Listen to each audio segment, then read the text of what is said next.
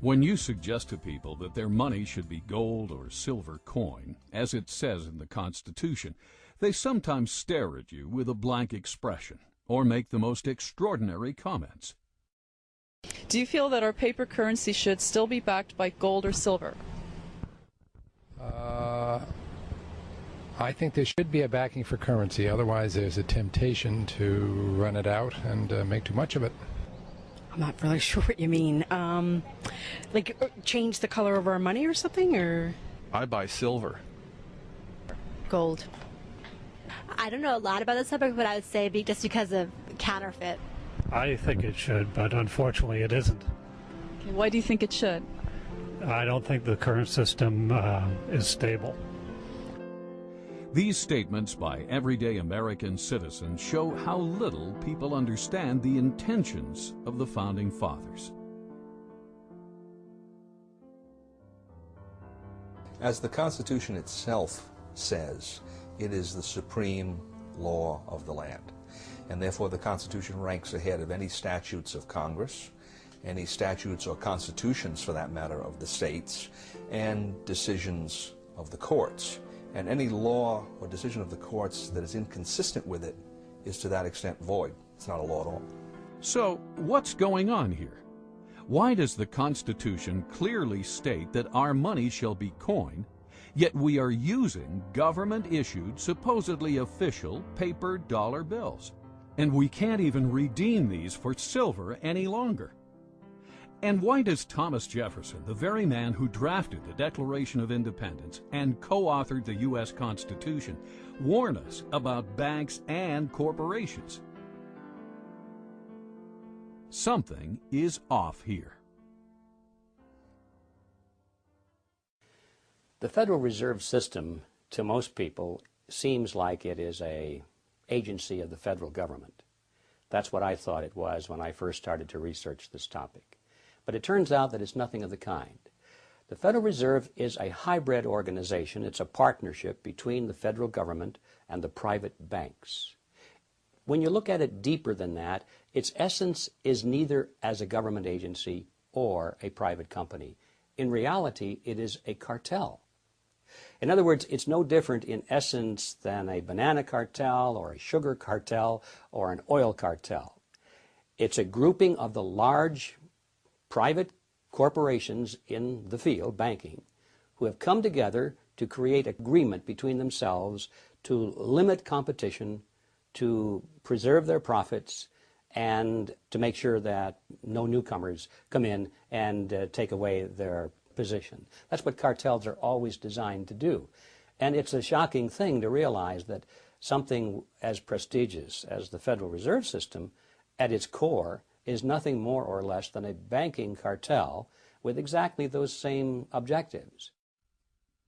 The motivation for Congress to go into partnership with the elite bankers who formed the Federal Reserve is clear. Endless amounts of money could effectively be printed up and lent to Congress.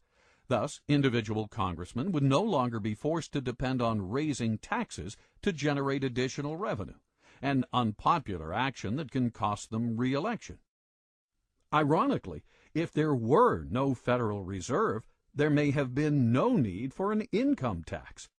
The country did fine without it for 137 years. The income tax amendment was introduced the same year the Federal Reserve System was formed, 1913. Coincidence? Prior to the formation of the Federal Reserve System, the country never did better. In fact, that was the problem, at least for the major banks. Capital formation, also known as savings, was happening all over America. Other than panics, many of which were caused by unethical lending practices, America was doing great. So much so, the big New York banks were losing business. But why isn't the mainstream media telling us this story?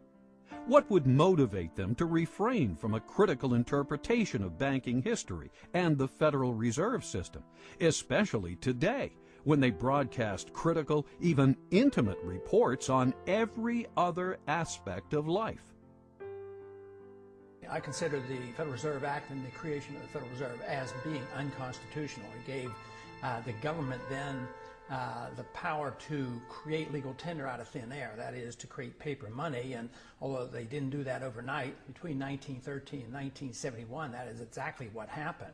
But the notion of a central bank does not fit into the Constitution. The Congress has the authority to coin money, and only gold and silver should be legal tender. And this is an absolute contradiction of the Constitution to have a Federal Reserve System and a central bank. Not a lot of American people understand it, and I would add that probably not too many people here in the Congress understand it either. I think they see it as a convenience, and I think a lot of other people see it as a convenience because they think they're protected by the type of system that we have. But a fiat monetary system or a paper money system is merely a system where the government has this power and authority to dictate and insist that a piece of paper is legal tender. And even members of the banking committee have come up to me and they said, "You mean our dollar isn't backed by gold anymore?" Not realizing that the Federal Reserve really accommodates big government bureaucrats and politicians. There's another major problem with the system in that the system is a cartel structure, which means that they've taken all the banks in the country and put them into one economic unit that's essentially regulated from the top by the Board of Governors of the Federal Reserve System. Comes 1932-33, you had the crash. The Roosevelt administration came in, and one of the first important pieces of legislation that was passed was the National Industrial Recovery Act of 1933. And the National Industrial Recovery Act of 1933 did for all industries in the economy the same thing that the Federal Reserve System did for the banks in 1913. It created a cartel structure. All the steel producers were in one group, poultry people were in another group, mining people were in another group, and on top of this whole thing was something that looked like the Board of Governors called the National Recovery Administration. The National Industrial Recovery Act was challenged as to its constitutionality, and a case went to the Supreme Court in 1935, the Schechter poultry case. And the Supreme Court unanimously declared it unconstitutional. They said this kind of delegation of power by Congress to private parties is, and this is an exact quote, unknown to our law, unquote. You couldn't find it anywhere by any method of interpretation, simply unknown. Well, the difference between the National Industrial Recovery Act and the Federal Reserve Act is essentially zero.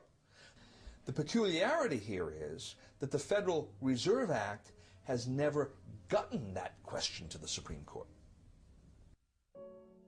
Let's take a second look at the words of Thomas Jefferson. A deeper look at exactly who owns and operates the private banks known as the Federal Reserve System, and what their mission statement might be.